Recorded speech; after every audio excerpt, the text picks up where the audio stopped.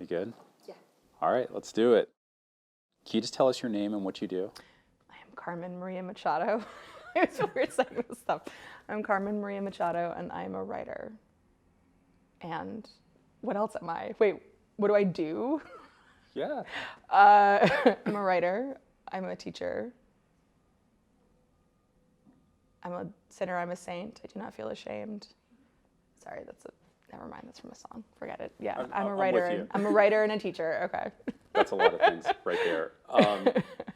The book that's out now is Memoir, so you're working with the form nonfiction. And what was it like working in the nonfiction form, and what were the awesome tools and the formal constraints that became advantages for you?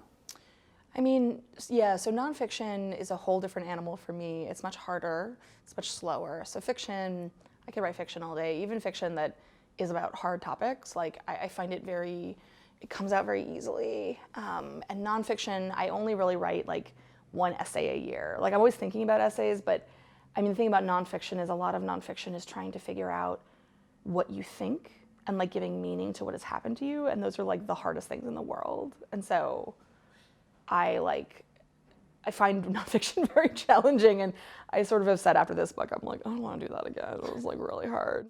Obviously, this book really examines in multi-layered depth a key relationship you had in your life, right? Mm-hmm. And it takes a lot of courage to go into that, write that story. Are there things that you might have thought that you were doing as you went into this project, but then you discovered along the way that really surprised you? You were going for one truth, but like Mm-hmm. three others came out of the woodwork. Oh yeah, I mean, I think in the beginning there were a lot of things about the project that I didn't know were coming. So a lot of the research I did, which I sort of wanted to do as a way of sort of getting me into a contextual and historical space, like reading a lot about sort of the way that like the conversation about queer domestic violence like happened in like the 80s and 90s. Like, I didn't know any of that, and it was really surprising and interesting. And I read a lot about like women who commit murder, and like the way that we talk about women who are violent, or women who sort of break these like sort of codes that we have about femininity. It sent me to a lot of sort of, I hate to say epiphanies because it's just such a cliche, but like there were a lot of like things that surprised me, where I was like, oh, I suddenly have like a theory about this, or I have like an idea about this. So I mean, obviously I knew what I was going to write about regarding myself, but I was really surprised by like a lot of the stuff that came out of like the more sort of like the more essayistic pieces of the book. Yeah, just like a lot of things about the way that queer communities sort of succeed or don't succeed, or have succeeded or not succeeded in like talking about this topic, and sort of the legal sort of thorniness of it. And I don't know, it was, yeah, I mean, it was really interesting. And yeah, there was a lot of stuff that I definitely came out being like, like I did not expect that. But I guess that's why you do research, right? That's great. There's you as the artist, there's you as the teacher, there's you as just you with, Mm-hmm. with your wife, like how do all those pieces sit together for you, the way that you view the person that you're trying to be, in your best form, in your best shape in terms of... Oh, I see.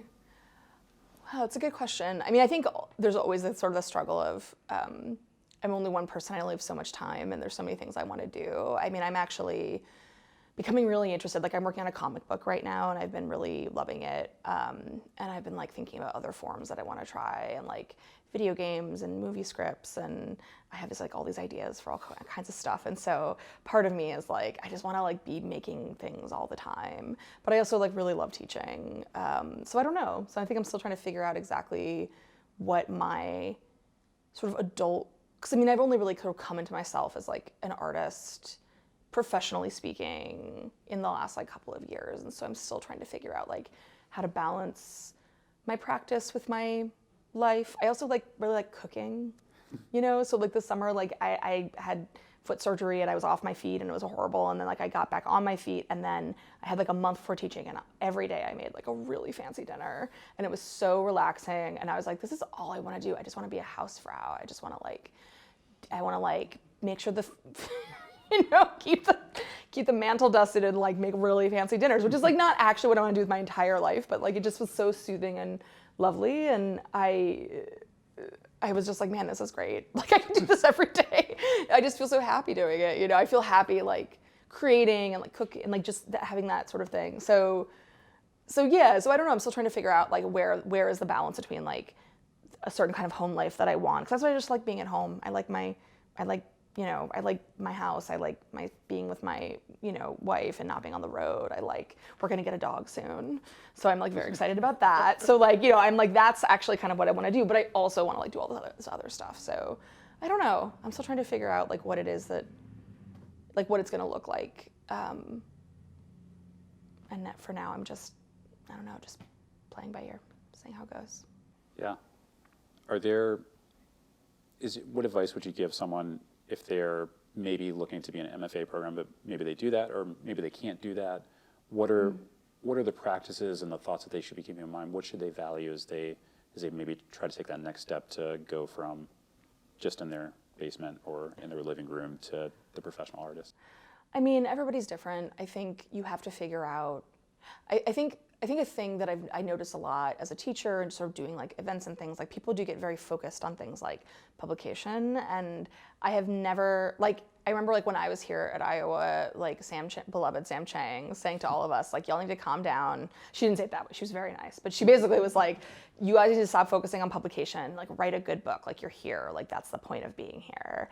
And I think people get very ahead of themselves and they like get thinking about all this professional stuff, but it's like actually like you need to figure out like what are you trying to say and how are you trying to say it, and you need to like really like figure out what your practice is and like who you are as an artist and like what it is you're trying to say, and like make something beautiful, like make something interesting and good, and then the other stuff, that'll come later, and like there'll be, that's going to be a whole thing, but like, the whole point of like wanting to do it is like you want to create something, and that's like really special and no one can take that away from you.